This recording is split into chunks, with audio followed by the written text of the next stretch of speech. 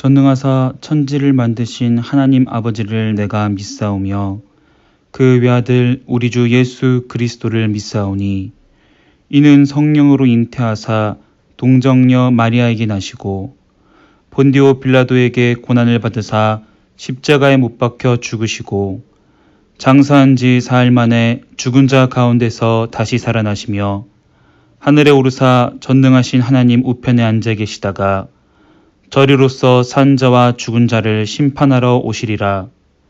성령을 믿사오며 거룩한 공예와 성도가 서로 교통하는 것과 죄를 사하여 주시는 것과 몸이 다시 사는 것과 영원히 사는 것을 믿사옵나이다. 아멘.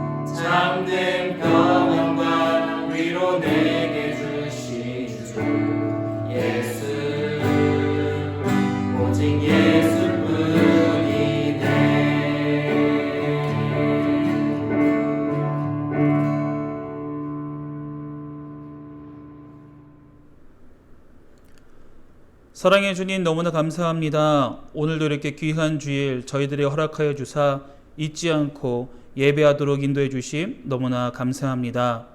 비록 저희가 함께 모여서 예배하지는 못하지만 각각 있는 곳에서 하나님의 말씀을 함께 나누며 하나님께 영광 높이고 하나님께 감사함을 고백하게 주셔서 정말 너무나도 감사합니다. 하나님, 우리가 있는 환경과 상황에 연연하지 않고 온전히 하나님만 바라보며 예배할 수 있는 주님의 귀한 공동체 중등부, 고등부 친구들 될 수 있도록 이끌어 주시옵고 인도하여 주시옵소서. 이 시간 말씀 전하시는 신은수 강도사님에게 지혜와 능력을 허락하여 주사 선포하시는 말씀을 통하여서 우리 사랑하는 중등부, 고등부 친구들이 삶이 변화되고 삶이 도전받는 놀라운 역사 일어날 수 있도록 이 예배를 말씀을 붙잡아 주시옵고 이끌어 주시옵소서. 예수님의 이름으로 기도드립니다. 아멘. 오늘 말씀은 마태복음 5장 13절부터 16절까지의 말씀입니다. 너희는 세상의 소금이니 소금이 만일 그 맛을 잃으면 무엇으로 짜게 하리요? 후에는 아무 쓸데없어 다만 밖에 버려져 사람에게 밟힐 뿐이니라. 너희는 세상의 빛이라. 산 위에 있는 동네가 숨겨지지 못할 것이요. 사람이 등불을 켜서 말 아래 두지 아니하고 등경 위에 두나니 이러므로 집안 모든 사람에게 비치느니라. 이같이 너희 빛이 사람 앞에 비치게 하여 그들로 너희 착한 행실을 보고 하늘에 계신 너희 아버지께 영광을 돌리게 하라. 아멘.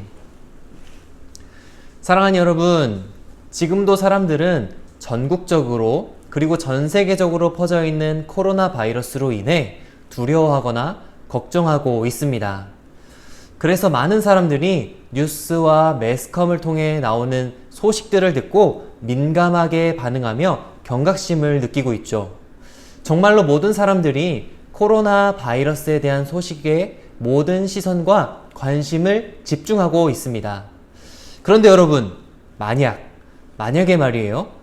우리가 살아가고 있는 이 시대에 어느 한 나라가 멸망한다면, 다른 말로 한 나라가 역사 속으로 사라지게 된다면 어떠한 일이 생기게 될까요?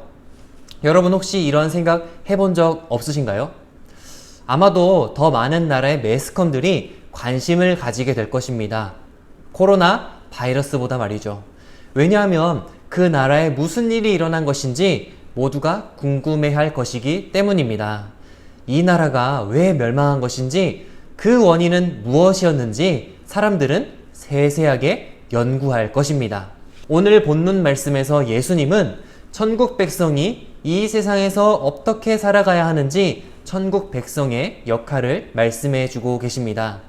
천국 백성으로 살아가는 것, 그리스도인으로 살아간다는 것, 빛으로 소금으로 천국 백성의 역할을 감당하는 단 한 명의 사람이 얼마나 중요한 것인지 말씀하고 계시는 것이죠. 오늘 이 시간에 여러분과 함께 한 나라, 즉 북이스라엘이라고 하는 나라의 멸망 원인을 살펴보며 한 사람이 얼마나 중요한 것인지, 한 사람의 그리스도인이 이 세상에서 얼마나 중요한 역할을 감당하고 있는지 생각해 보고자 합니다. 지혜의 왕이자 다윗의 아들이었던 솔로몬이 이스라엘을 통치한 이후에 두 개의 나라로 나뉘어졌습니다. 남쪽에는 남유다가 세워졌고 북쪽에는 북이스라엘이라는 나라가 세워졌죠. 북이스라엘은 기원전 722년에 아수르라고 하는 나라의 침략을 받아 멸망하게 됩니다. 그런데 여기에서 놀라운 것은 북이스라엘이 멸망한 이유가 경제적으로 어려워서 혹은 정치적으로 혼란스러워서 혹은 군사적인 문제로 인해서 멸망한 것이 아니라는 것입니다. 그렇다면 어떠한 이유가 북이스라엘을 멸망하도록 만든 것일까요? 성경에서 북이스라엘이 멸망한 이유를 말해주고 있는데요. 바로 우상 숭배 때문이라고 말씀하고 있습니다. 하나님께서는 북이스라엘로 선지자와 선견자를 보내셔서 경고하셨습니다. 그들이 가고 있던 악한 길에서 떠나 하나님의 명령과 율례를 지키도록 말씀을 전한 것이죠. 하지만 그들은 하나님의 말씀을 전했던 선지자들의 말을 듣지 않고 오히려 하나님과 세운 언약을 깨뜨리고 하나님의 말씀을 저버렸습니다. 이스라엘 백성들은 계속해서 하나님이 아닌 바알과 아세라를 섬겼고 자신의 자녀를 우상에게 바치기까지 하는 악을 끊임없이 행했습니다. 결국 하나님은 돌이키지 않는 이스라엘의 모습을 보시며 아수르라고 하는 나라를 채찍으로 사용하셔서 북이스라엘을 멸망시키셨습니다. 그런데 여러분, 여기에서 한 가지 더 놀라운 사실이 숨어 있습니다. 그것이 무엇일까요? 바로 북이스라엘이 우상 숭배로 인해 멸망했는데 정작 북이스라엘 백성들은 자신들이 하는 행위가 우상 숭배인지 전혀 몰랐다는 것입니다. 심지어 제사를 진행하는 제사장들도 우상 숭배를 하고 있다는 것을 전혀 몰랐습니다. 여러분, 이해가 되시나요? 어떻게 자신이 하고 있는 행동이 우상 숭배인지 모를 수 있을까요? 북이스라엘의 역사를 우리가 잠시 간략히 살펴보면 알 수 있습니다. 이스라엘이 두 개의 나라로 나뉘었을 당시 남쪽의 남유다에는 르호보암이, 북쪽의 북이스라엘에는 여로보암이 왕으로서 각각 나라를 다스렸습니다. 그런데 이 두 나라는 서로 적대적인 관계에 있었습니다. 르호보암과 여로보암 사이에 사는 날 동안 전쟁이 있었더니 라고 하는 열왕기상 15장의 말씀을 통해 이 사실을 알 수 있습니다. 이처럼 남유다와 북이스라엘의 관계가 좋지 않은 상황에서 북이스라엘의 왕이었던 여로보암은 한 가지 고민을 가지고 있었습니다. 여로보암의 고민이 무엇이었냐? 그것은 1년에 3차례 모든 이스라엘의 백성들이 예루살렘에 있는 성전에 가서 제사를 드리는 것 때문이었습니다. 이 당시에 제사를 드리는 성전은 남유다에 있었기 때문에 북이스라엘의 백성들은 1년에 최소 3번 남유다에 있는 예루살렘 성전으로 내려가서 제사를 드려야 했습니다. 20세 이상의 성인 남성은 반드시 제사를 드리러 가야만 했기 때문입니다. 따라서 북이스라엘 사람들이 제사를 드리기 위해 남유다로 내려가게 되면 북이스라엘에는 전쟁에서 싸울 수 있는 남자의 숫자가 매우 적어질 수밖에 없었습니다. 이러한 상황으로 인해 여로보암은 자신의 신변을 걱정했습니다. 여로보암의 고민의 흔적을 열왕기상 12장 27절 말씀에서 찾아볼 수가 있는데요. 제가 한번 읽어드리도록 하겠습니다. 만일 이 백성이 예루살렘에 있는 여호와의 성전에 제사를 드리고자 하여 올라가면 이 백성의 마음이 유다 왕 된 그들의 주 르호보암에게로 돌아가서 나를 죽이고 유다의 왕 르호보암에게로 돌아가리로다 하고. 여러분, 여로보암이 왜 고민한 것인지 이해가 좀 되시죠? 북이스라엘의 왕 여로보암은 혹시라도 자신의 백성이 예루살렘 성전에서 제사를 드리기 위해 내려갔다가 남유다 왕에게 마음을 돌이켜서 북이스라엘 왕인 자신을 공격하게 될까봐, 자신을 죽이게 될까봐 염려했습니다. 그래서 여로보암은 한 가지 대책을 마련했습니다. 어떤 방법이냐면 2개의 금 송아지를 만들어서 하나는 베델에 하나는 단에 두고 이스라엘 백성들로 하여금 6월절, 초막절, 77절에 예루살렘 성전으로 내려가지 않고도 북이스라엘에서 제사를 드릴 수 있도록 만든 것입니다. 바로 여기에서 북이스라엘의 우상숭배가 시작되었습니다. 그런데 여로보암은 우상제단을 만든 것으로 끝내는 것이 아니라 여기에 한 가지 악을 더했습니다. 그것은 오직 레위 자손만이 해야만 하는 제사장 직분을 레위 자손이 아닌 사람으로 임명한 것이었습니다. 단지 제사장을 하고 싶다고 자원하는 사람이 있다면 그 사람을 산당의 제사장으로 삼았습니다. 이것도 북이스라엘 백성들이 우상 숭배를 하도록 만드는 원인 중에 하나였습니다. 물론 북이스라엘 백성들이 여로보암의 말을 처음 들었을 때는 정말 그럴까? 예루살렘이 아닌 베델이나 단에 가서 제사를 드려도 괜찮은 걸까라는 생각이 들었을 것입니다. 그런데 시간이 지나면서 북이스라엘 백성들은 점차 베델과 단에 있는 금송아지에 가서 제사를 드렸고 그것을 경배했습니다. 자신들이 하는 행위가 하나님을 예배하는 것이지 옳지 않은 우상 숭배를 하고 있다고 전혀 생각하지 못했습니다. 그리고 제사장들의 경우에도 마찬가지입니다. 북이스라엘에서 뽑힌 제사장이 처음에 하나님께 드렸던 제사의 방식은 하나님께서 말씀해 주신 방법과 유사했을 것입니다. 그런데 제사장이라고 하는 직분은 자원하는 사람이라면 레위 지파가 아니어도 누구든지 할 수 있었기 때문에 점차 제사의 방식을 전혀 모르는 사람이 제사장 직분을 감당하게 되는 일이 일어나게 되었습니다. 그렇기 때문에 제사를 진행하기 위해서는 이렇게 드리는 것이 맞는지 제사의 방식을 확인하는 과정이 반드시 필요했지만 시간이 점점 지나면서 제사의 방식은 점차 바뀌게 되었고 새로운 전통이 생기기도 하고 사라지기도 했습니다. 제사는 결국 제사장의 의미대로 진행되었습니다. 이렇게 북이스라엘의 백성들과 그리고 제사장들은 점점 우상숭배의 깊은 늪으로 빠져 들어갔습니다. 마치 개구리를 따뜻한 물에 넣어서 나른하게 만들면 점점 뜨거워지는 물의 온도를 인지하지 못하고 그대로 죽는 것처럼 북이스라엘 백성들은 자신의 상태에 대해서 전혀 알지 못했습니다. 이들이 이러한 위기에 빠지게 된 원인이 무엇일까요? 바로 여로보암 때문이었습니다. 북이스라엘의 초대 왕이었던 여로보암으로 인해 북이스라엘 전체가 우상 숭배의 길로 나아가는 첫 걸음이 시작된 것입니다. 가지 말아야 할 곳으로, 가지 말아야 할 방향으로 발자국이 하나 생긴 것이죠. 그런데 여로보암 이후에 북이스라엘에서 왕이 된 사람들도 여로보암이 찍어놓은 발자국 근처에 또 다른 발자국을 남겼습니다.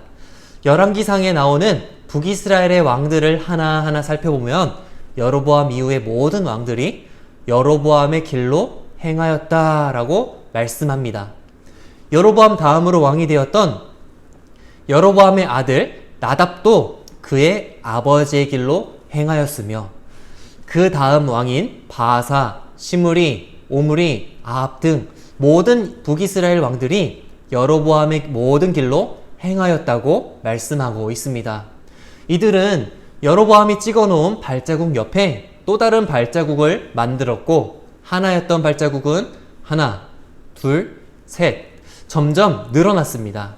발자국이 많아지면서 그곳에는 사람들이 가는 길이 만들어지게 되었는데 그 길이 어떤 길인가요? 그 길은 우상숭배에 빠지도록 만드는 길이었습니다.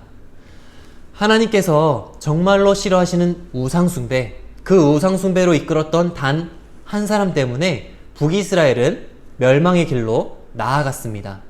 북이스라엘뿐만 아니라 북이스라엘이 멸망한 뒤에 조금의 시간이 지나고 난 뒤 남쪽에 있던 남유다도 정의를 행하며 진리를 구하는 단 한 사람이 없어서 멸망하고 말았습니다. 그런데 여러분, 이것을 한번 반대로 생각해보면 이렇게 생각해 볼 수 있지 않을까요? 만약 정의를 행하며 의로운 길로 나아가는 단 한 사람이 있다면 나라가 회복될 수 있지 않을까요? 만약 정의를 행하며 의로운 길로 나아가는 단 한 사람이 있다면 한 명의 생명과 영혼을 살려내는 놀라운 일이 생겨나지 않을까요? 우상숭배와 같은 멸망의 길이 아니라 생명으로 가는 길과 생명으로 나아가는 방향으로 발자국을 하나 남겨놓으면 그것을 보고 생명의 길로 나오는 사람들이 생겨나지 않을까요? 여러분, 우리가 이것을 생각해 볼 때 오늘 본문 말씀이 그리고 오늘 예수님께서 우리에게 하시는 말씀이 너무나도 중요한 말씀임을 알 수 있습니다. 예수님을 따르는 무리에게 너희는 세상의 소금이며 세상의 빛이라고 말씀하셨습니다. 이 말씀은 현재 우리들에게도 동일하게 적용되는 말씀입니다. 예수님은 우리에게 세상의 소금이며 세상의 빛이라고 말씀하셨습니다. 마태복음 5장 13, 14절 말씀을 우리 다시 한번 함께 읽어보도록 하겠습니다. 시작. 너희는 세상의 소금이니 소금이 만일 그 맛을 잃으면 무엇으로 짜게 하리요? 후에는 아무 쓸데없어 다만 밖에 버려져 사람에게 밟힐 뿐이니라. 너희는 세상의 빛이라 산 위에 있는 동네가 숨겨지지 못할 것이요. 아멘. 여기에서 예수님은 우리에게 소금이 되라, 빛이 되라고 말씀하시지 않으셨습니다. 우리를 콕 찍어서 우리가 이미 이 세상의 소금이며 세상의 빛이라고 말씀하신 것이죠. 이 말씀은 우리가 소금이기 때문에 소금이 짠맛을 내듯 내 자신을 녹여서 소금의 영향력을 나타내야 하며 초가 자신을 태워서 빛을 내듯 빛인 우리는 내 자신을 태워 빛의 영향력을 나타내야 한다는 것을 말씀하고 있는 것입니다. 이 당시에는 소금을 바다에서 얻는 것이 아니라 암석에서 얻었습니다. 암염이라고 하는 소금이 함유된 암석을 사용하여 짠맛을 냈죠. 그런데 만약 암염에서 소금의 짠맛이 나지 않는다면 어떻게 될까요? 길거리에서 돌아다니는 돌처럼 버려지게 될 것입니다. 그러면 길을 걸어다니는 사람들의 발에 암염은 밟히게 될 것이죠.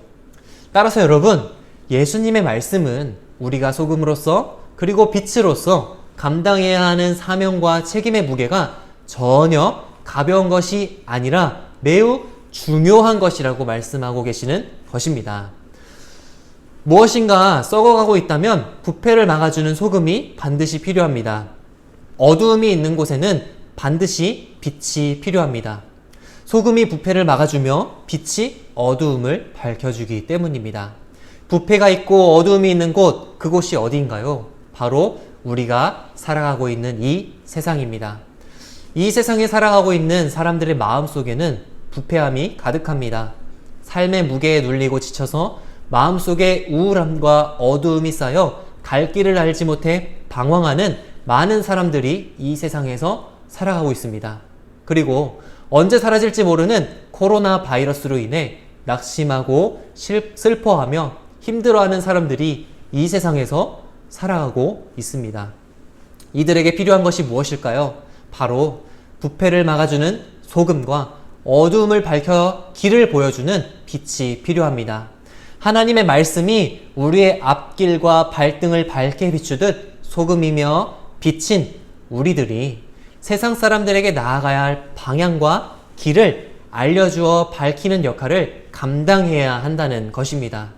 이어지는 마태복음 5장 15절 말씀에서는 천국 백성의 역할이 감춰져서는 안 되며 드러나야 됨을 말씀하고 있습니다. 사람이 등불을 켜서 말 아래 두지 아니하고 등경 위에 두나니 이러므로 집안 모든 사람에게 비치느니라. 아멘. 사람이 집 안을 밝히기 위해서는 등불을 등경 아래 두지 않습니다. 등경 아래 두면 빛이 퍼져나가지 않아 어둡기 때문입니다. 이처럼 빛과 소금인 그리스도인들은 세상에서 드러나야 하며 그 영향을 미쳐야 합니다.